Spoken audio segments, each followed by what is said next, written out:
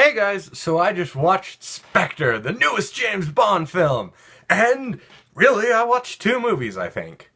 Okay, first off, I'm going to say that the film was alright. I enjoyed watching it, I certainly don't regret watching it.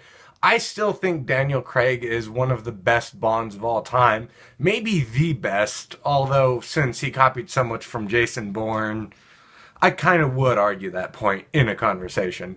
I digress. Spectre. Okay, first of all, second of all, I already did a first of all, but second of all, I gotta say that Skyfall was a great film. I loved it. I thought it was a beautiful way to send off Judi Dench as the character of M. And so I was very pumped to see this movie. I wanted to see this really bad. Honestly, I mean, this was one of my most anticipated movies of the year. Does it live up? Does it not? Well, no, it doesn't. Like I said, this isn't a bad movie. There's certainly a lot of things that go very well for it. The acting is amazing. The cinematography is amazing. There's an opening shot, an opening shot in the movie that's about 2 minutes long, and it's a continuous shot, and it's beautiful. There's hundreds of extras. There's this random woman and Daniel Craig, and everything has to go according to plan, because when you have shots like that, you can't just reshoot that like 3 or 4 times, because when you have hundreds of extras and all these moving props and shit, like, it's very expensive.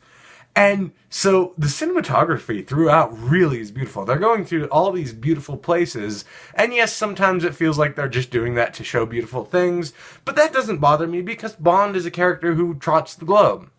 That's one of the biggest things about Bond. He's one of the few characters where you can show any environment you want, any real-world environment you want, because James Bond would go there given the proper conditions. And so everything is very beautiful. The acting's very good. The direction I thought was very good. There wasn't really anything wrong with it. But then there's the screenplay. See, 2 minutes in, I'm already over all the positives. Acting's good, costume's good, designs are good, directing good, all that. But the script, first of all, this is 2 movies. This is The Winter Soldier, Captain America the Winter Soldier, meets old school James Bond, and it doesn't work at all. I mean, the main plot basically is Captain America the Winter Soldier. This idea that, information gathering for security can in itself become tyranny. That is the main plot of the movie. And I don't think I'm giving away a lot there. I mean, it's revealed pretty early on that's what the bad guys are doing.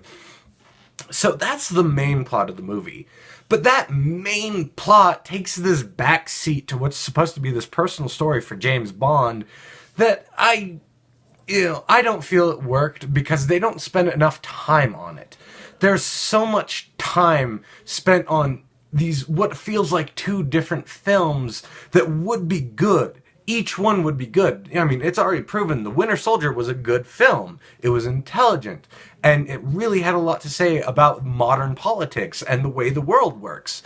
And then there was this kind of throwback movie, which has this sort of, old school Bond villain.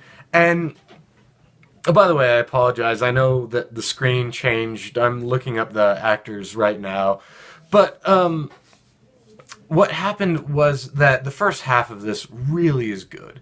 The first half of Spectre feels like this is going to be the Bond movie to trump all Bond movies. There's humor, there's charm. Daniel Craig has always had the charisma that Bond needs.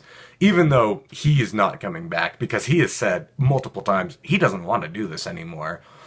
And, this is definitely a farewell movie to him. And so the first half is very good, but the second half, you can tell that these 2 plots that for the first half are going together perfectly just sort of split. They don't function together anymore. There's this very specific scene where, the bad guy gets Bond and shenanigans ensue. And after that, you really feel that these 2 movies that were jammed together didn't work. It does do a lot to kind of try and feel like a more old school Bond movie.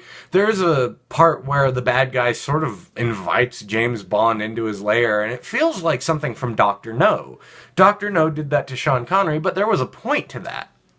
The point was that he was trying to get Sean Connery on his side because he recognized that James Bond is really one of the most badass people out there, which he is. But this film, I felt that Christoph Waltz, who does a great job, Christoph Waltz is great. Everyone loves him, and everyone should love him. You know, fuck yeah. But he's totally underutilized, and his character doesn't really make any sense throughout the film.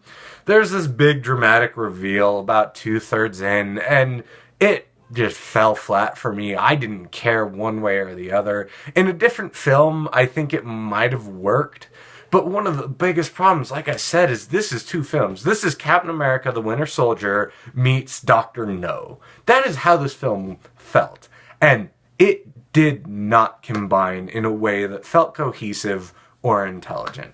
Overall, 5 out of 10.